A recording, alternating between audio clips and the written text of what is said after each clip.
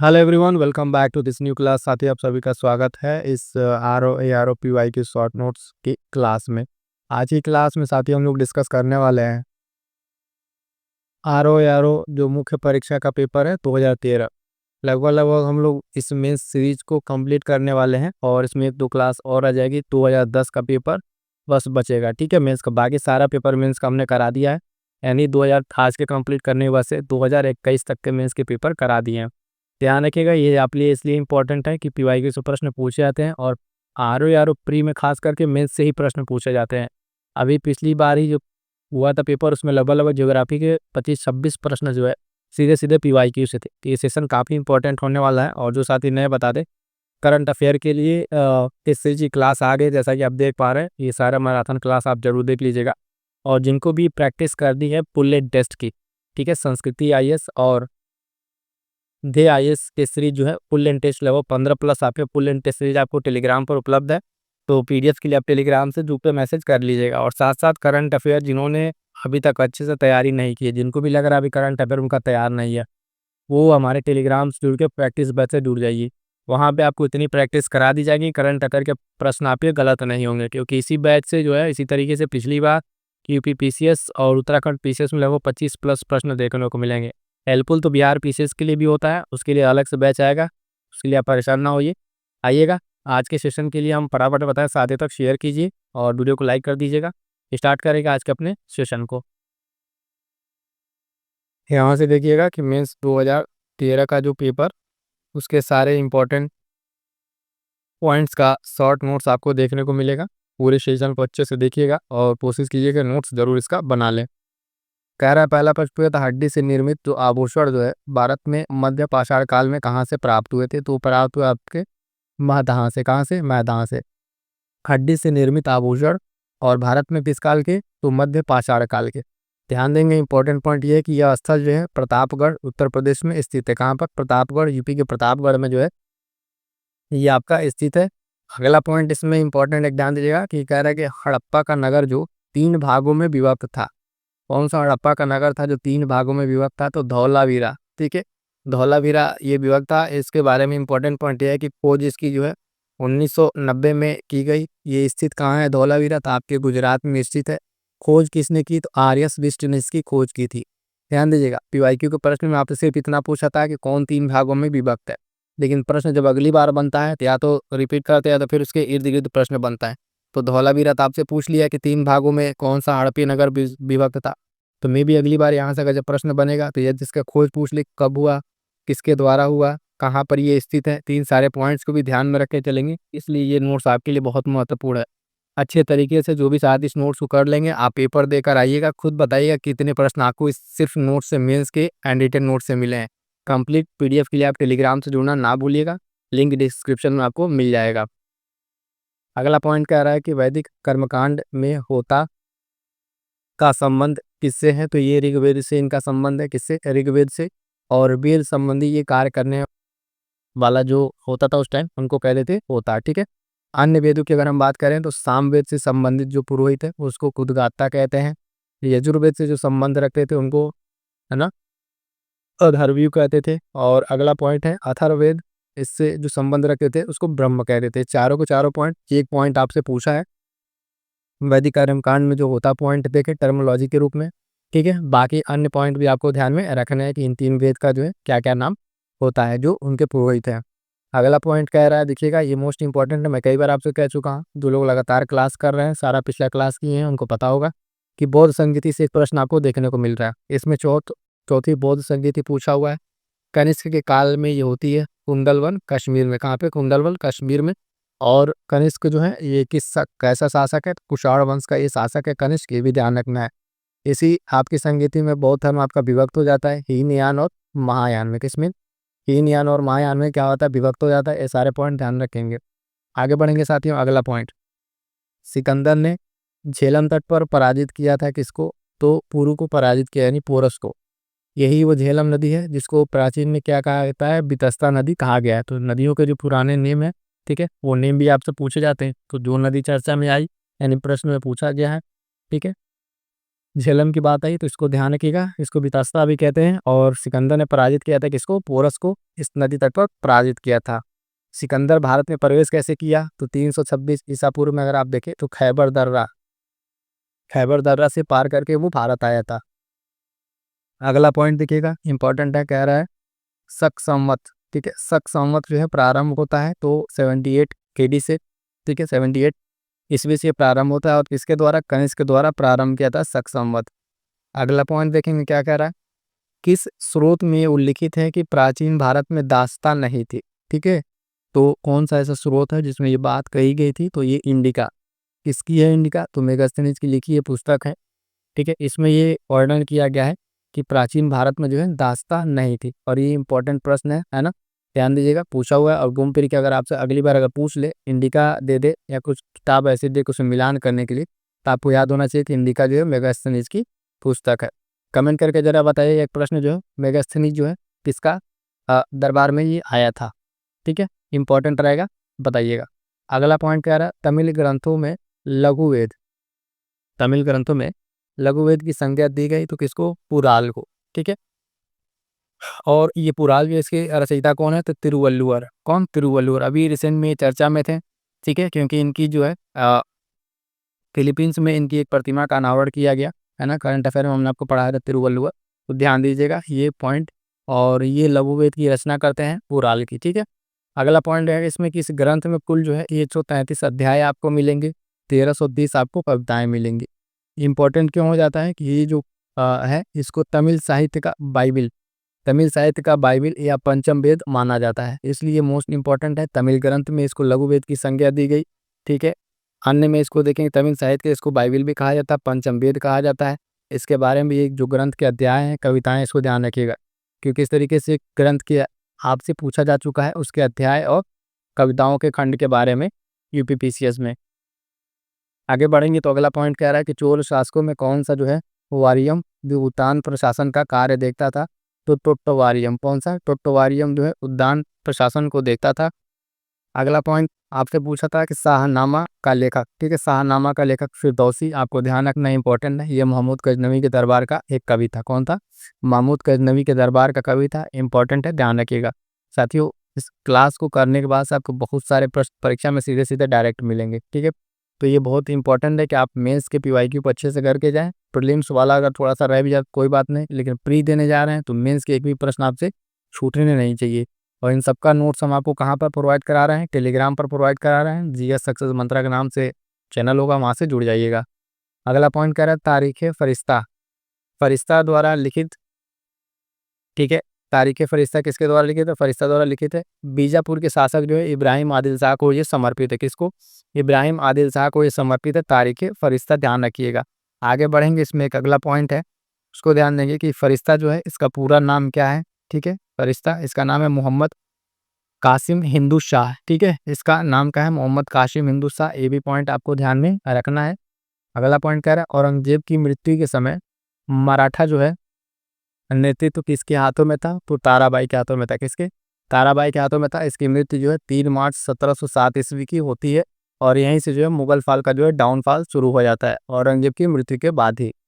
आगे बढ़ेंगे, अगला पॉइंट कह रहा है अंडमान निकोबार द्वीप समूह जो है उस पर भ्रमण के दौरान हत्या हुई थी तो किसकी? लॉर्ड मेयो की। ठीक है, लॉर्ड मेयो की जो है अंडमान निकोबार द्वीप समूह पर भ्रमण के दौरान हत्या कर दी गई थी। कि 1869 से लेकर 72 तक जो है ये भारत में रहा। किसी भी पॉइंट ध्यान रखेंगे कौन सा अगर पूछे किसकी जो हत्या कर दी गई थी तो आप ये नाम याद रखिएगा, लॉर्ड मेयो। प्रश्न पूछा हुआ है, फिर से इस तरह के छोटे छोटे पॉइंट्स के रूप में रिपीट कर सकता है। अगला पॉइंट जो है भारतीय राष्ट्रीय कांग्रेस का प्रथम यूरोपीय अध्यक्ष कौन था? तो जॉर्ज यूले थे। भारतीय राष्ट्रीय कांग्रेस का प्रथम जो है यूरोपीय अध्यक्ष जॉर्ज यूले 1888 में रहे इलाहाबाद के अधिवेशन में। ठीक है, इलाहाबाद के अधिवेशन में रहे, ध्यान रखिएगा। कांग्रेस के जितने महत्वपूर्ण अधिवेशन है उनको सबको अच्छे से एक बार देख लीजिएगा। अधिवेशन से आपके इंपॉर्टेंट पॉइंट हैं, जैसे कि कब अधिवेशन कहाँ हुआ, किसकी अध्यक्षता में हुआ, वहाँ पे क्या क्या नए संकल्प पारित किए गए, वो सारे पॉइंट ध्यान में रखिएगा। अगला पॉइंट कह रहा है शारदा अधिनियम में विवाह की न्यूनतम आयु जो है लड़का की कितनी थी? तो 18 वर्ष। और लड़की की कितनी? तो 14 वर्ष। ये ध्यान रखेंगे। शारदा अधिनियम में सीधे सीधे विवाह की न्यूनतम आयु पूछा हुआ है। लड़का और लड़की दोनों की। तो 18 वर्ष था लड़के की और लड़की की कितनी थी, 14 वर्ष लड़के की, लड़की की 14 वर्ष। अगला प्रश्न जो है पूछा था 1857 के प्रथम स्वतंत्रता संग्राम में उस समय भारत का गवर्नर जनरल कौन था, तो लॉर्ड कैनिंग था। कौन था, लॉर्ड कैनिंग। याद रखेंगे ये उस समय स्वतंत्रता संग्राम के समय ये गवर्नर जनरल था। और इम्पोर्टेंट पॉइंट ये कि विधवा जो पुनर्विवाह अधिनियम है 1856, इसी के कार्यकाल में ये पारित होता है। लॉर्ड कैनिंग के कार्यकाल में कौन सा आपका विधवा विवाह अधिनियम पुनर्विवाह 1856 इसी समय पारित होता है। अगला पॉइंट कह रहा है कि इस अकाल को जो है प्रकोप ऑफ समुद्र कहा गया। ये बहुत ही भयंकर अकाल था। तो ये उड़ीसा का अकाल जो है 1866 से 70 तक रहा। ये इसको जो है प्रकोप ऑफ समुद्र कहा गया। बहुत ही भयंकर ये अकाल था ना, तो उड़ीसा के अकाल को इसको ये उपाधि दी गई है। अगला पॉइंट क्या कह रहा है, 1946 में जो अंतरिम सरकार गठित होती है, अंतरिम सरकार, उसमें कौन मंत्री नहीं था। 4 ऑप्शन दिया हुआ था, तो जाहिर सी बात है कि बाकी लोग मंत्री रहे होंगे। तो जो मंत्री नहीं थे वो अबुल कलाम आज़ाद थे। अबुल कलाम आज़ाद जो है ये 1946 का जो अंतरिम सरकार गठित हुई थी उसमें ये मंत्री नहीं थे। ये पॉइंट याद रखिएगा, ये क्योंकि अंतरिम सरकार में ये नहीं थे, इंपॉर्टेंट रहेगा, पूछा हुआ। अगला पॉइंट कह रहा है स्वराज शब्द जो है का प्रयोग सर्वप्रथम किसने किया, तो दयानंद सरस्वती के द्वारा किया गया था स्वराज शब्द का सर्वप्रथम प्रयोग। आगे बढ़ेंगे, अगला पॉइंट कह रहा है लाला लाजपत राय ने अपना राजनीतिक गुरु किसको माना, तो मैजिनी को माना था। किसको, मैजिनी को माना था। ये इंपॉर्टेंट है, लाला लाजपत राय ने इनको अपना गुरु माना था। अगला पॉइंट कह रहा है कांग्रेस की एकमात्र अधिवेशन जिसकी अध्यक्षता महात्मा गांधी जी ने किया था, तो महात्मा गांधी कांग्रेस की एकमात्र जो अधिवेशन उसकी अध्यक्षता किए थे वो ध्यान देंगे बेलगाम का अधिवेशन है 1924 में किया था। और ये कर्नाटक में हुआ था। ये 40वां अधिवेशन था। कितने सारे पॉइंट्स हो गए, जब भी कांग्रेस का अधिवेशन की बात आए तो ये एकमात्र ऐसा अधिवेशन है जिसकी अध्यक्षता की अगर हम बात करेंगे तो महात्मा गांधी ने किया था। और ये बेलगाम अधिवेशन है 1924 में होता है। कांग्रेस की दृष्टि से देखें तो 40वां अधिवेशन था। कहाँ पर हुआ, तो कर्नाटक ये आपका हुआ था, बेलगाम। अगला पॉइंट है कह रहा है पत्रों का संपादन से संबंधित देख लीजिए, तो यंग इंडिया, हरिजन, नवजीवन, ये सब समाचार पत्र जो है इसका संपादन किसने किया, तो इन सारे पत्रों का संपादन जो है आप देखेंगे महात्मा गांधी के द्वारा ही किया गया है। यंग इंडिया, हरिजन, नवजीवन, ये सारे के सारे समाचार पत्र महात्मा गांधी के द्वारा ही संपादित किए गए हैं। अगला पॉइंट कह रहा साथियों कि द नेशनल हेराल्ड, ठीक है, जवाहरलाल नेहरू के द्वारा ये एक समाचार पत्र संपादित किया गया। इसका उर्दू संस्करण की अगर हम बात करेंगे द नेशनल हेराल्ड की, तो कौमी आवाज़ था। और हिंदी संस्करण इसका क्या था, तो नवजीवन था। क्या था, नवजीवन। ये सारे के सारे पॉइंट्स भी आपको ध्यान में रखने हैं। आगे बढ़ेंगे, देखेंगे अगला पॉइंट कुछ पत्र पत्रिकाएं और उनकी भाषा से संबंधित है। ये मोस्ट इंपॉर्टेंट है, ध्यान दीजिएगा। अक्सर इस तरीके के प्रश्न पूछे जाते हैं और ये पूछा हुआ प्रश्न भी आगे फर्दर इससे प्रश्न आपसे पूछा जा सकता है। भारत मित्र जो पत्रिका है ध्यान दीजिएगा ये हिंदी भाषा की है। राष्ट्रमाता ये आपके मराठी भाषा की है। प्रजा मित्र जो पत्रिका है ये आपके गुजराती है ना। नायक, नायक जो है आपके बंगाली है। क्या है, नायक आपका क्या है, ये बंगाली है। तो मोस्ट इंपॉर्टेंट है, ध्यान दीजिएगा ये सारे के सारी भाषा और पत्रिकाएं, ठीक है, इनके संपादक भी कई बार पूछ लेता है, वो भी आपको ध्यान में रखना है। आगे बढ़ेंगे, अगला पॉइंट,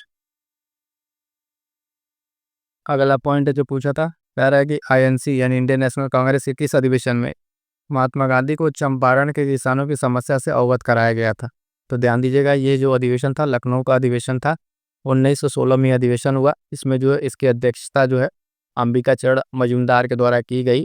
और जो किसान इनको इन सब चीज़ों से परिचित कराए थे, अवगत कराए थे, वो राजकुमार शुक्ल थे। बिहार पीसीएस में तो कितनी बार ये प्रश्न पूछा जा चुका है, इनका नाम है ना, अधिवेशन की अध्यक्षता, यहाँ तक ये भी मेंस का प्रश्न आपसे पूछा ही है। तो ध्यान दीजिएगा कि महात्मा गांधी को चंपारण जो किसान की समस्या थी उससे अवगत कराया गया। और यही अधिवेशन है जो 1916 में होता है। इसमें आपको अध्यक्षता अंबिका चरण मजूमदार के द्वारा किया गया। आगे बढ़ेंगे, अगला पॉइंट है सुभाष चंद्र बोस ने स्वतंत्र भारत की अंतरिम सरकार की स्थापना जो है इसकी घोषणा की, तो 21 अक्टूबर 1943 की उन्होंने किया। कहाँ से, तो सिंगापुर में। ये ध्यान रखने वाली बात है, यही प्रश्न आपसे पूछा था कहाँ पे की थी। तो अंतरिम जो सरकार है सुभाष चंद्र बोस के द्वारा इसकी स्थापना और घोषणा की गई थी कहाँ पे, सिंगापुर में 1943 में। आगे बढ़ेंगे, अगला पॉइंट कह रहा है कि भारतीय राष्ट्रवाद का जनक माना जाता है। तो भारतीय राष्ट्रवाद का जनक जो है बाल गंगाधर तिलक को माना जाता है। और भारतीय राष्ट्रवाद के अग्रदूत या फिर आधुनिक भारत के जनक के लिए तो राजा राम मोहन को राय को माना जाता है। ठीक है, ये प्रश्न पहला जो आपका पॉइंट है राष्ट्रवाद वाला, ये आपके ऑप्शन के अनुसार बाल गंगाधर तिलक उसमें सही उत्तर, और बाकी दो अन्य के लिए जैसे राष्ट्रवाद के अग्रदूत और आधुनिक भारत के जनक तो राजा राम मोहन राय, ये अलग से आपको एक्स्ट्रा पॉइंट बता रहे हैं, ध्यान दीजिएगा, कंफ्यूज ना होइएगा इसमें। अगला पॉइंट कह रहा है कि हैदराबाद जो है राज्य को भारत का हिस्सा बना दिया गया तो ऑपरेशन पोलो के द्वारा, किसके द्वारा? ऑपरेशन पोलो के द्वारा 1948 में ये ऑपरेशन होता है। ठीक है, ऑपरेशन पोलो के द्वारा हैदराबाद जो है इस राज्य को भारत का हिस्सा बना दिया गया। अगला पॉइंट कह रहा है कि जवाहरलाल नेहरू राष्ट्रीय शहरी पुनर्नवीनी मिशन ये कब प्रारंभ होता है? तो 2005 में प्रारंभ होता है, और इसकी अवधि कितनी थी उस समय? तो 7 वर्ष की इसकी अवधि थी। ध्यान दें कि जवाहरलाल नेहरू राष्ट्रीय शहरी पुनर्नवीनी मिशन, उस समय पूछा था कि इसकी अवधि कितनी है, तो मान लीजिए 7 वर्ष। तो आपको ये भी ध्यान रखना प्रारंभ कब हुआ, 2005 में ये प्रारंभ हुआ था, और अगली बार इसका में भी आपसे डेट पूछ ले। अगला प्रश्न क्या कह रहा है कि छत्तीसगढ़ की सीमा उभयनिष्ठ नहीं है, तो बिहार से इसकी सीमा उभयनिष्ठ नहीं है, किसकी? छत्तीसगढ़ की सीमा। ठीक है, आगे बढ़ेंगे। अगला पॉइंट कह रहा है पश्चिमी घाट की नदियां डेल्टा का निर्माण नहीं करती हैं। ठीक है, वे छोटे प्रवाह क्षेत्र से अपेक्षाकृत कठोर चट्टानों पर प्रवाहित होती हैं। ये 2 पॉइंट कथन कारण वाले थे। उसमें क्या क्या बातें कही गई हैं कि पश्चिमी घाट की जो नदियां हैं, वो पश्चिमी घाट की नदियां क्या करती हैं, वो डेल्टा का निर्माण नहीं करेंगी। रीजन में क्या है कि वो उनका जो प्रवाह क्षेत्र है वो अपेक्षाकृत जो उधर की कठोर चट्टानें हैं उससे प्रवाहित होती हैं, इस वजह से डेल्टा का निर्माण नहीं कर पाते। अगला पॉइंट है कावेरी नदी से रिलेटेड, किससे? कावेरी नदी से रिलेटेड है, ध्यान से देखिएगा। कह रहा है 805 किलोमीटर इसकी लंबाई है। उद्गम स्थल देखिएगा ब्रह्मगिरी की पहाड़ियों से इसका उद्गम स्थल है, कर्नाटक से। मुहाना इसका बनता है बंगाल की खाड़ी में। और इतने सारे पॉइंट्स अगर आप ध्यान दे लें, मुहाना, उद्गम, लंबाई। ठीक है, अगला पॉइंट है कह रहा है गोरखपुर स्थित है, तो गोरखपुर आपका राप्ती नदी तट पर स्थित है। कहाँ पे? राप्ती नदी तट पर स्थित है। इस तरीके से बहुत सारे शहर आपसे पूछे जाते हैं। गोमती नदी आप याद रखेंगे, हाँ फिर ये गोमती नदी किनारे आपका लखनऊ स्थित है, सुल्तानपुर स्थित है। इसी तरीके से बाकी नदियों वाला भी पॉइंट आपको ध्यान में रखना है। अगला देखिए आगे आपका गोमती नदी फिर से पॉइंट आ ही गया। गोमती नदी इसका उद्गम स्थल आपका कहाँ है? तो गोमती नदी का जो आपका उद्गम स्थल है, कई बार इसके किनारे एक शहर भी पूछता है, तो ये जो है कुल्लर झील जो है आपने नाम सुना होगा, पीलीभीत, वहाँ से निकलती है और एक स्थलीय नदी है। ठीक है, स्थल से निकलती है और इधर आके गंगा में आपको मिल जाएगी। तो गोमती नदी का उद्गम स्थल कुल्लर झील, पीलीभीत, ध्यान में रखिएगा। अगला पॉइंट कह रहा है कि गोविंद बल्लभ पंत सागर जलाशय ये कहाँ स्थित है? तो सोनभद्र में ये स्थित है, उत्तर प्रदेश। ठीक है, ध्यान देंगे ये कृत्रिम एक तरीके की झील है, लगभग 70 किलो पर किलोमीटर में ये आपका स्थित है। अगला पॉइंट कह रहा है कि नौग्राम तेल क्षेत्र, नौग्राम तेल क्षेत्र स्थित है कहाँ पे? गुजरात में। कहाँ पे? गुजरात में ये स्थित है, आपको ध्यान में रखना है। यहीं से प्रश्न आपको फिर से प्रीलिम्स में देखने को मिल रहे हैं। एक तरफ सूची दिया था मिलान करने के लिए, कह रहा लौह अयस्क, तो आपका कुंद्रमुख आपका लौह अयस्क, तांबा के लिए खैत्री, कोयला आपका सिंगरेनी है ना, इस जो वर्तमान में आपके तेलंगाना आंध्र प्रदेश क्षेत्र में है। बॉक्साइट का हो जाएगा कोरापुट, क्या हो जाएगा? कोरापुट। तो ज्योग्राफी के ध्यान दीजिएगा, अभी तक के पिछली बार भी आर में पूरे के पूरे प्रश्न लगभग 25 प्लस प्रश्न जो थे आपके पीवाईक्यू से ही मिल गए थे। तो ध्यान से पीवाईक्यू को करके जाइएगा ताकि प्रश्न आपके गलत ना हो। और मोस्ट ऑफ द चांस जो इसी तरीके का आपके मिलान वाले प्रश्न हैं वहीं से निकल के आपको फिर फर्दर मिला के मिक्स करके प्रश्न आपसे पूछे जा रहे हैं। ये चारों इंपॉर्टेंट है। लॉयर्स का आप जानते हैं उद्रमुख, तांबा खैत्री, कोयला के लिए सिंगरेनी और बॉक्साइट के लिए कोरापुट। अगला एक पॉइंट है, प्रश्न पूछा था महावेली गंगा नदी के बारे में, तो ध्यान दीजिएगा श्रीलंका की नदी है। कहाँ की नदी है? श्रीलंका की नदी है, और ये वहाँ की सबसे बड़ी नदी है, लगभग 335 किलोमीटर की दूरी तय करती है। महावेली गंगा श्रीलंका वहाँ की सबसे बड़ी नदी है। आगे बढ़ेंगे, देखेंगे फिर से सूची वाला प्रश्न है, सूची 1 2 करके। सूची 1 और सूची 2 कह रहा मानसूनी वन कौन कौन से हैं? तो सागौन और साखू की जो लकड़ियां हैं ये आपके क्या है? मानसूनी वन के हैं। विषुवत रेखीय वन में आपका क्या आ जाएगा? महोगनी और रोजवुड आएगा। ये मोस्ट इंपॉर्टेंट लगा लीजिएगा, अलग अलग तरीके से पूछा हुआ है स्टेटमेंट में भी और बाकी तरीके से भी। उसके बाद से कह रहा है भूमध्य सागरीय वन क्या है? तो आलू बुखारा और जैतून, क्या है? आलू बुखारा और जैतून। अगला पॉइंट आपका पूर्णधारी वन क्या क्या हो जाएगा? चीड़ और फर, ये सब क्या है? आपके पूर्णधारी वन हो जाएंगे। और मानसूनी वन, विषुवत रेखीय वन, इन सारे वन को आपको क्या करना है? ध्यान में रखना है। ठीक है, आगे बढ़ेंगे, देखेंगे अगला पॉइंट कह रहा है लोक नगरीय जो सातत्य के विचार हैं उसको विकसित किया गया था। तो किसके द्वारा? तो मेक्सिको में जो किया गया था ना, उसके अनुसार अगर हम बताएं तो रॉबर्ट रेडफील्ड के द्वारा इसको विकसित किया गया था 1941 में। ठीक है, ये पॉइंट थोड़ा सा अलग हटके है, इसको ध्यान रखिएगा। लोक नगरीय सातत्य के विचार को विकसित किया गया तो मेक्सिको में जो किया गया था उसके अनुसार बताया गया कि रॉबर्ट रेडफील्ड के द्वारा 1941 में इसको किया गया है। अगला पॉइंट है, ध्यान दीजिए, क्या पूछा था? जाम्बिया की राजधानी। तो ये आपके लुसाका, क्या लुसाका, ये अफ्रीका का एक भूखाबद्ध देश है, लैंड लॉक की कंट्री है जाम्बिया। ठीक है, इसकी राजधानी क्या है आपकी? तो लुसाका हो जाएगी। अगला पॉइंट, जनसंख्या की दृष्टि से उत्तर प्रदेश का सबसे बड़ा जनपद कौन सा है पॉपुलेशन के अकॉर्डिंग? सेंसस का सवाल आपका, जनसंख्या नगरीकरण। तो ये आपका है इलाहाबाद, वर्तमान में आपका प्रयागराज। ठीक है, ऑप्शन के हिसाब से इलाहाबाद दिया था, वर्तमान में आपका ये प्रयागराज हो जाएगा। ये क्षेत्रफल की सॉरी ध्यान दीजिएगा, जनसंख्या की दृष्टि से जो है सबसे बड़ा जनपद है, ना कि क्षेत्रफल की दृष्टि से। अन्य अगर बात करेंगे तो दूसरे नंबर पर मुरादाबाद आता है, तीसरे नंबर पर गाजियाबाद, चौथे नंबर पर आजमगढ़, और ध्यान दीजिए लखनऊ जनसंख्या के मामले में 5वें स्थान पर है। किस स्थान पर? 5वें स्थान पर। तो कई बार ये प्रश्न पूछा, देखिए यहाँ पर तो इसे सिंपल पूछ लेता है, इलाहाबाद प्रयागराज के बारे में बता दीजिए पहला पर कौन है। कई बार यही प्रश्न आगे घूम फिर के जो है आपसे अरेंज करने के लिए पूछा है कि आपको प्रयागराज, मुरादाबाद, गाजियाबाद दे दिया और कहा है जनसंख्या की दृष्टि से इसको अरेंज कीजिए। तो ये चारों को चारों अन्य हम आपको यही बता दे रहे हैं, इसको ध्यान रखिएगा। दूसरे नंबर पर मुरादाबाद है, तीसरे नंबर पर गाजियाबाद, आजमगढ़, फिर लखनऊ। आगे बढ़ेंगे साथियों, देखेंगे अगला पॉइंट, राज्यों का गठन कह रहा है। तो नागालैंड 1963, मेघालय आपका 1972, सिक्किम 1975, और अरुणाचल प्रदेश 1987। ये राज्यों का क्रम है।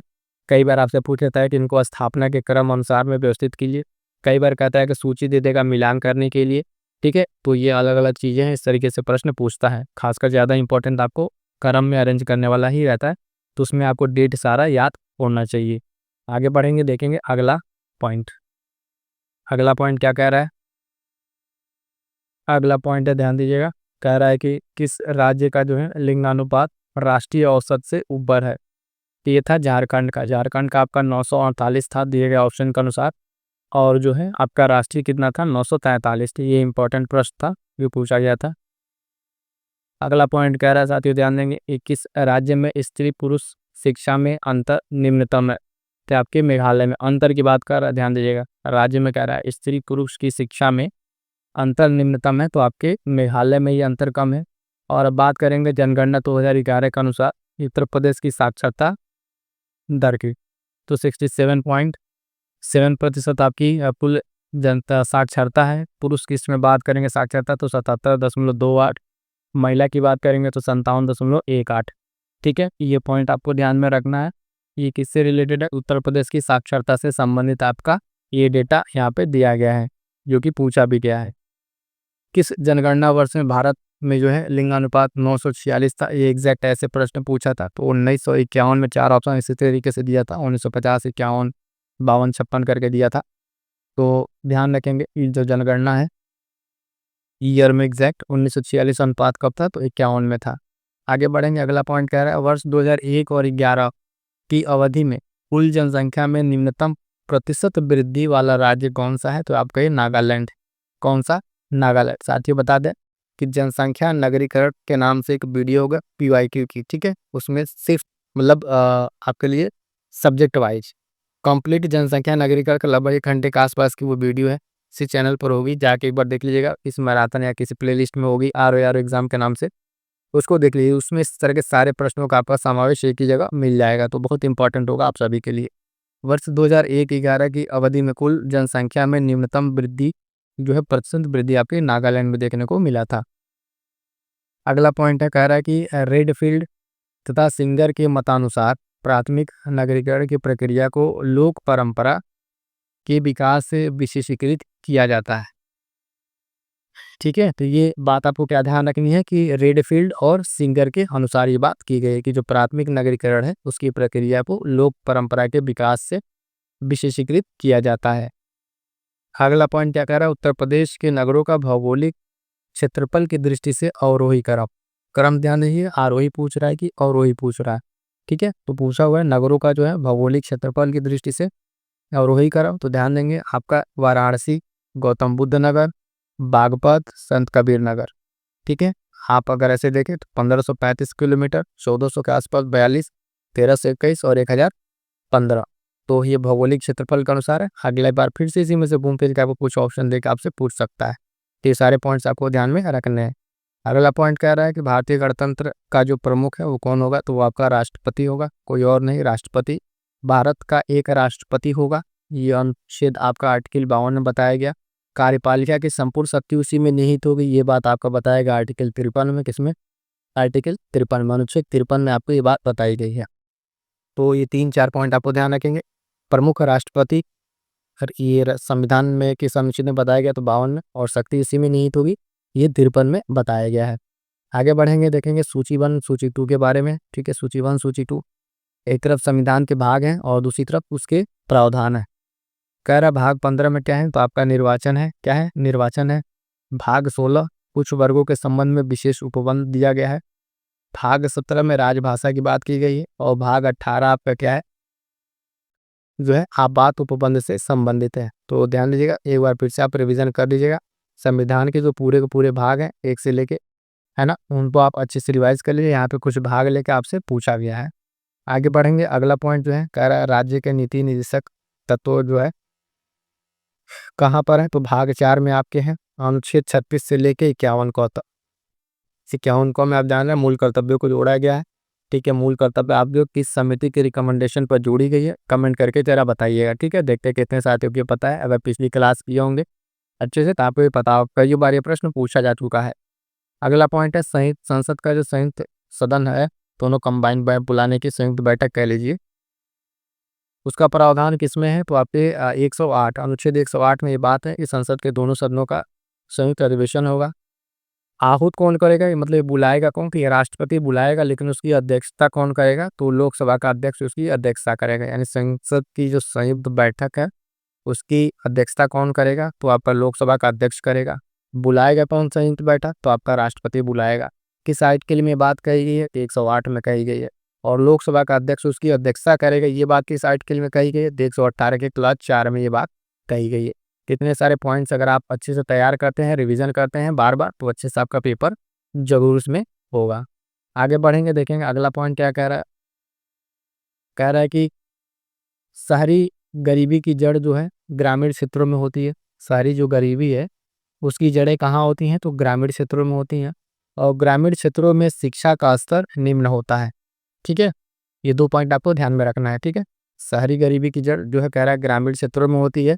और दूसरा पॉइंट कि ग्रामीण क्षेत्रों में क्या है, तो शिक्षा का स्तर जो है वो निम्न है।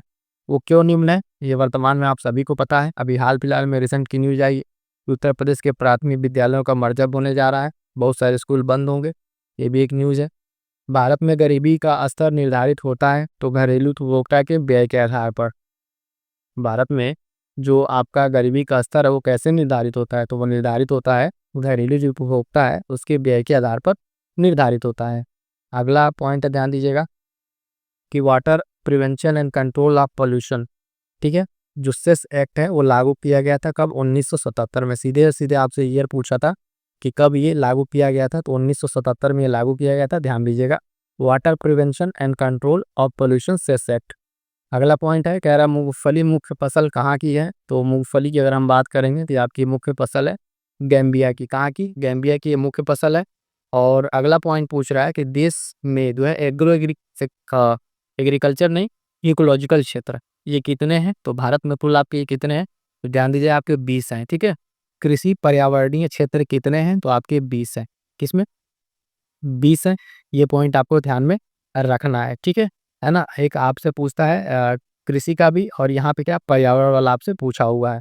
अगला पॉइंट है, ध्यान देंगे क्या कह रहा है कि अनुच्छेद पूछा हुआ है कुछ इंपॉर्टेंट, तो वित्त आयोग आप जानते हैं अनुच्छेद 280 में आपका बताया गया है। ठीक है, लोक सेवा आयोग की अगर आप बात करेंगे तो 315 अनुच्छेद 315। और चुनाव आयोग, ठीक है, चुनाव आयोग आपका अनुच्छेद 324 से। ये मोस्ट इंपॉर्टेंट कुछ इस तरीके से अनुच्छेद है जो बार बार पूछे जाते हैं, रिपीटेड होते हैं। ये भी परीक्षा में पूछा हुआ है, आगे भी कई जगह पूछा हुआ है, हम आपको वहाँ पे करा ही चुके हैं। तो इन सारी चीज़ों को ध्यान में रखिएगा। ठीक है, जितने भी साथी देख रहे हैं क्लास को एक बार अपने साथियों तक शेयर कर दीजिएगा। अब वीडियो को लाइक नहीं कर दी पर लाइक कर दीजिए, आपका भी कितना रहता है कि आप इन सब चीज़ों का ध्यान रखे रहें। अगला पॉइंट है कि जेट इंजन किस सिद्धांत पर कार्य करता है? तो ध्यान दीजिएगा, रैखिक संवेग जो संरक्षण है उसके सिद्धांत पर कार्य करता है। इसकी खोज की अगर हम बात करेंगे तो फ्रैंक व्हिटल ने इसकी खोज की थी। ये पॉइंट भी ध्यान रखिएगा, अगर ये पूछा जा चुका है तो मे भी ये भी पूछ ले, जेट इंजन की खोज किसके द्वारा की गई? तो फ्रैंक व्हिटल के द्वारा इसकी खोज की गई थी। और ये किस सिद्धांत पर कार्य करता है? तो आपका रैखिक संवेग संरक्षण के सिद्धांत पर काम करता है। आगे बढ़ेंगे साथियों, देखेंगे अगला क्वेश्चन मिलान करने वाला सूची 1 और 2 का सवाल दिया था। इसमें क्या कह रहा है, सूची 1 और सूची 2। एसीटोन की बात कर रहा है, तो एसीटोन क्या होता है? तो नाखून पॉलिश जो अपसारक है उसमें ये काम आता है। ठीक है। उसके बाद से कह रहा है कि कार्बन टेट्राक्लोराइड ये क्या है? तो अग्निशामक में यूज होने वाला चीज़ है। हाइड्रोजन परऑक्साइड घाव को जो है मरहम पट्टी करने में उपयोग होता है। और द्रव अमोनिया यानी लिक्विड अमोनिया आपका क्या है? प्रशीतक है। ये मिलान करने वाले साइंस के प्रश्न है, इंपॉर्टेंट है, ध्यान देंगे। जो इंपॉर्टेंट टॉपिक्स हमने आपको दे रखी है आर के लिए, उसको अगर आप अच्छे से तैयार करते हैं तो आपके प्रश्न गलत नहीं होंगे। आगे बढ़ेंगे, देखेंगे अगला पॉइंट क्या कह रहा है। तो तड़ित चालक से संबंधित था कि उसको बनाने के लिए लोहे की जो छड़ है उसकी अपेक्षा तांबे की छड़ को क्यों यूज किया जाता है? जो तड़ित चालक आप जानते हैं छतों पर लगाया जाता है जो, तो उसमें लोहे की छड़ की अपेक्षा तांबे की छड़ को क्यों प्रयुक्त किया जाता है? तो रीज़न बताया गया कि तांबा जो है विद्युत का अच्छा सुचालक है और सरलता से क्या होता है? ऑक्सीकृत नहीं होता है। तो यही रीज़न है कि हम जो है लोहे की छड़ की जगह पे तांबे की छड़ को यूज करते हैं। ये क्या है? विद्युत का अच्छा सुचालक है और दूसरी चीज़ की ये जो है सरलता से ऑक्सीकृत नहीं होता है। आगे बढ़ेंगे साथियों, देखें अगला पॉइंट कह रहा है कीट भक्षी पौधे कीटों का भक्षण करते हैं तो किस लिए? तो नाइट्रोजन की कमी को पूरा करने के लिए। अगर जो कीट भक्षी पौधे हैं वो कीटों का भक्षण क्यों करते हैं? तो इसका रीजन है कि जो नाइट्रोजन की कमी है उसको पूरा करने के लिए वो कीटों का भक्षण करते हैं, कीट भक्षी पौधे। ठीक है। और इसमें अगला पॉइंट है पूरा करने के लिए कि जिसके द्वारा पौधे अपना भोजन तैयार करते हैं। अगला पॉइंट कह रहा है कि जिसके द्वारा पौधे अपना भोजन तैयार करते हैं। ठीक है।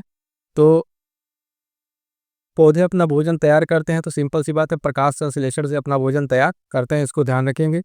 अगला एक इम्पॉर्टेंट पॉइंट है, यहीं देख लीजिएगा कि केंद्रीय शुष्क भूमि अनुसंधान संस्थान कहाँ स्थित है? तो आपके जोधपुर राजस्थान में स्थित है। कब बना? 1952 में इसकी स्थापना होती है। ये संस्थान इतना इंपॉर्टेंट है कि कई बार आपसे अलग अलग परीक्षाओं में पूछा जा चुका है, यहाँ तक कि इसमें भी कई बार रिपीटेड है। ये केंद्रीय शुष्क भूमि अनुसंधान संस्थान आपका जोधपुर राजस्थान।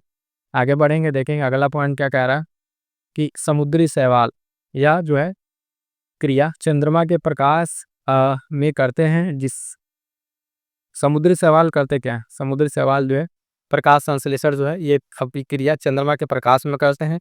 अगला पॉइंट क्या कह रहा है कि किस कोशिकांग को कोशिका का पावर हाउस कहा जाता है? बहुत ही सिंपल सा प्रश्न। तो माइटोकांड्रिया को, किसको? माइटोकांड्रिया को कहा जाता है। और माइटोकांड्रिया के बारे में एक दो पॉइंट याद रखिएगा जो अक्सर पूछा गया है। यह जीवाणु और नील हरित शैवाल ब्लू ग्रीन एल्गी में नहीं पाया जाता। ठीक है। माइटोकांड्रिया जो है आपका जीवाणु तथा ब्लू ग्रीन एल्गी में नहीं पाया जाता है, ये पॉइंट आपको ध्यान में रखना है। आगे बढ़ेंगे, अगला पॉइंट है कह रहा है आलू का खाने योग्य भाग है। तो कौन सा तना जो है आपका आलू का खाने योग्य भाग है, जिसे स्तंभ कंद भी कहते हैं। ये पॉइंट आपको ध्यान में रखना है। अगला पॉइंट कह रहा है पेशीय थकान के लिए उत्तरदायी है। तो जो पेशीय थकान होती है बॉडी में उसके लिए उत्तरदायी क्या है? तो लैक्टिक अम्ल। लैक्टिक अम्ल का जब संचयन हो जाता है तो आपका मसल्स क्या करता है? पेन करने लगता है। तो पेशीय थकान के लिए आपका लैक्टिक अम्ल जो है ये उत्तरदायी है। अगला पॉइंट कह रहा है कि जो तृतीय प्रतिजन डीपीटी डीपीटी बच्चों को दी जाती है वो किसके बचाव के लिए दी जाती? तो बहुत ही इंपॉर्टेंट प्रश्न है, कई बार अलग अलग परीक्षा में पूछा जा चुका है, आर में भी रिपीटेड है और इमेज में भी पूछा जा चुका है, आप देख ही रहे हैं। तो ये डिप्थीरिया, इसको रोहिणी भी कहते हैं, काली खांसी यानी कुकुर खांसी कह लीजिए, और टीटनस डीपीटी है ना, डिप्थीरिया रोहिणी कह लीजिए है ना, काली खांसी कुकुर खांसी है ना, और टीटनस इसके लिए प्रयोग होता है डीपीटी का। और ये तीनों किस तरीके के रोग हैं? तो जीवाणु जन्य रोग हैं। रोग आपके कई तरह के होते हैं, जीवाणु जन्य, विषाणु जन्य, फंगल होते हैं है ना, फफूंद से होते हैं, हेती जन्य रोग होते हैं, अलग अलग तरीके से वो भी पूछा जाता है। लेकिन हमें क्या ध्यान रखना है? तीनों तीनों जीवाणु बैक्टीरियल डिजीज है, ये बात ध्यान रखिएगा। अगला पॉइंट कह रहा है किसके चपाचयी प्रक्रम से अधिकतम ऊर्जा मिलती है? तो आपका वसा, ठीक है, वसा के आपके चपाचप से उससे आपको क्या मिलती है, अधिकतम ऊर्जा मिलती है। 1 ग्राम जो है आपका, अगर आप इसको इंटेक करते हैं तो लगभग आपको 9 कैलोरी आपको ऊर्जा मिलेगी। अगला पॉइंट इंपॉर्टेंट है, कह रहा है कि भारत में जो है प्रथम कृषि विश्वविद्यालय की स्थापना कब हुई थी? तो 1960 में हुई थी प्रथम कृषि विश्वविद्यालय। नाम था गोविंद बल्लभ पंत कृषि एवं प्रौद्योगिकी विश्वविद्यालय। ठीक है, वर्तमान में कहाँ पर है? तो ये उत्तराखंड में है। ठीक है, वर्तमान में आपका उत्तराखंड में ये स्थित है। आगे बढ़ेंगे साथियों, अगला कुछ पॉइंट है, कह रहा है कि मसालों का बागान कहा जाता है, तो केरल को कहा जाता है। ठीक है, मसालों का राजा काली मिर्च को और मसालों का रानी जो है इलायची को कहा जाता है। दोनों पॉइंट याद रखिएगा। और केरल के बारे में एक पॉइंट ये भी कि केरल जो है भारत का लगभग 94% जो है काली मिर्च और इलायची का 60% उत्पादन करता है। तो केरल इस मामले में मसालों का बागान इसलिए भी कहा जाता है, ये उत्पादन सबसे ज़्यादा वहाँ पर आपको देखने को मिलता है। अगला पॉइंट कह रहा है गेहूं का अधिकतम उत्पादक राज्य कौन सा है? तो आपका उत्तर प्रदेश है। कौन है? उत्तर प्रदेश जो है गेहूं का आपका अधिकतम उत्पादक राज्य है। अगला पॉइंट, ऊर्जा का व्यावसायिक स्रोत नहीं है, तो बायोगैस जो आपका ऊर्जा का व्यावसायिक स्रोत नहीं है। बायोगैस के मुख्य घटक कौन कौन से? मीथेन, कार्बन डाइऑक्साइड, ये सब क्या है? बायोगैस का आपके मुख्य घटक है। अगला प्रश्न जो पूछा था, घरेलू ईंधन के रूप में प्रयुक्त जो एलपीजी है, इसमें मुख्यतः क्या होता है? तो आपका मुख्यतः मेनली अगर ब्यूटेन होता है। पॉइंट इसमें इंपॉर्टेंट की जो एलपीजी में गंध का कारण है वो आपका मिथाइल मरकैप्टाइन है, इसको भी ध्यान रखिएगा। ठीक है, घरेलू ईंधन में मुख्य स्रोत एलपीजी में आपका ब्यूटेन, और एलपीजी में गंध का कारण क्या है? तो गंध का कारण आपको मिल जाएगा क्या? मिथाइल मरकैप्टाइन जो है आपको मिल जाएगा। आगे बढ़ेंगे साथियों, देखेंगे अगला पॉइंट क्या कह रहा है। कह रहा है यूनेस्को द्वारा प्रमाणित क्षेत्रफल की दृष्टि से भारत की सबसे बड़ी जैव मंडलीय निधि कौन सी है? बृहद जो मंडली कह रही है जैव मंडली, है ना, यूनेस्को द्वारा। तो ये मन्नार की खाड़ी है। कौन सी? मन्नार की खाड़ी जो है भारत की आपका यूनेस्को द्वारा प्रमाणित क्षेत्रफल की दृष्टि से सबसे बड़ी जैव मंडल निधि है। अन्य जो आपके जैव मंडल हैं जिसमें नीलगिरी, नंदा देवी और सुंदरबन, ये सारे के सारे पॉइंट भी आपको ध्यान में रखना है। अगला पॉइंट कह रहा है कि भारत का जो नगर वृक्षारोपण में विशिष्टता रखता है, वो जगह जो है आपका ध्यान रखना है। कह रहा है वालपराई या वालपराई, ये जगह आपके तमिलनाडु के कोयम्बटूर जिले में पड़ेगा। और इसकी विशेषता क्या है? तो ये जो है पर्वतीय पर्यटन स्थल है और इसे 7वां स्वर्ग भी कहा जाता है। ठीक है, 7वां स्वर्ग भी इसको कहा जाता है। और ये पर्वतीय पर्यटन स्थल है, वृक्षारोपण में अपनी विशिष्टता रखता है। जगह का नाम याद रखेंगे, तमिलनाडु के कोयम्बटूर जिले में स्थित है वालपराई। आगे बढ़ेंगे, अगला पॉइंट देखेंगे, उत्तर प्रदेश में केंद्रीय विश्वविद्यालय की संख्या कितनी है? केंद्रीय विश्वविद्यालय की संख्या कितनी है? तो 5 आपको यहाँ पर मिलेगी केंद्रीय विश्वविद्यालय की संख्या उत्तर प्रदेश में। उत्तर प्रदेश में प्रथम दुग्ध सहकारी समिति की स्थापना आपके कब होती है? तो इलाहाबाद में होती है। और जो वर्तमान का आपका प्रयागराज है, 1917 में ये होता है। ठीक है, कहाँ पे? तो ये कटरा सहकारी दूध समिति के नाम से होता है।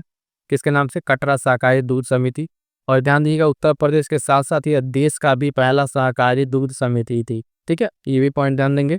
कटरा सहकारी दूध समिति आपका 1917 में आपका स्थापना होती है। और उत्तर प्रदेश के साथ साथ ये देश का भी पहला प्रथम दुग्ध सहकारी समिति है। आगे बढ़ेंगे, अगला पॉइंट कह रहा है कालिंजर का किला स्थित है, तो आपके बांदा जिला के बुंदेलखंड क्षेत्र में ये स्थित है। किस पर? विंध्य पर्वत पर ये आपका स्थित है कालिंजर का किला। ठीक है, आगे बढ़ेंगे, अगला पॉइंट क्या कह रहा है, उत्तर प्रदेश में प्रमुख चमड़ा उद्योग केंद्र आपका आगरा हो जाएगा, कानपुर हो जाएगा। ठीक है, प्रश्न के अनुसार जो ऑप्शन दिया था। कृत्रिम अंग निर्माण निगम और प्लास्टिक सिटी के लिए प्रसिद्ध है, तो आपका कानपुर कृत्रिम अंग निर्माण और प्लास्टिक सिटी के लिए आपका कानपुर। उत्तर प्रदेश, अगला पॉइंट जो प्रश्न के रूप में है ना, उत्तर प्रदेश राज्य पर्यटन विकास निगम लिमिटेड की स्थापना 1974 में। उत्तर प्रदेश स्पेशल की इतनी सारी क्लासेस हो गई हैं परीक्षा वाणी बुक से। जो भी साथी आर के लिए एकदम सीरियस हैं उस सारे क्लास को देख डालिएगा, प्लेलिस्ट बनी हुई आर का नाम सीपी से सर। 10 से 12 प्रश्न पूछे जाते हैं और सारा का सारा चैप्टर वाइज कंप्लीट करा दिया है, फैक्ट और इम्पोर्टेंट एमसीक्यू के साथ। 1-2 क्लास और उसकी बची होगी, उसको भी करा देंगे, तो आपका पूरा पूरा यूपी स्पेशल कंप्लीट हो जाएगा। यहाँ से आपको प्रश्न सीधे सीधे देखने को मिल रहे हैं। अगला पॉइंट कह रहा है इबोला वायरस का जो नाम है वो लिया गया है, तो नदी के नाम पर है इबोला वायरस। और इबोला आपको मिलेगा कहाँ, तो कांगो देश की एक नदी है। कहाँ की? कांगो देश की ये नदी है, ये बात भी आपको ध्यान में रखनी है। आगे बढ़ेंगे, अगला पॉइंट कह रहा है सूची 1 सूची 2 फिर से यूपी स्पेशल से मिलान करने के लिए। कन्नौज कह रहा है इत्र व तेल के लिए फेमस। मिर्जापुर आप जानते हैं कालीन के लिए फेमस है। मुरादाबाद पीतल के बर्तनों के लिए प्रसिद्ध। और रामपुर जो है आपके चाकू कैंची के लिए फेमस है। किसी तरीके से सारे ही इंपॉर्टेंट पॉइंट्स जो हैं आपके यहाँ तक कंप्लीट होते हैं। ठीक है, चलिएगा साथियों, ये था आपका कंप्लीट मुख्य परीक्षा 2013 का पेपर का शॉर्ट नोट्स। सभी सब्जेक्ट इसमें कवर है। आई होप सो क्लास आप लोगों को पसंद आई होगी। कमेंट करके जरूर बताइए क्लास कैसी लगी और अपने साथियों तक शेयर कर दीजिएगा। मिलेंगे किसी और नेक्स्ट क्लास में, तब तक के लिए थैंक यू सो मच।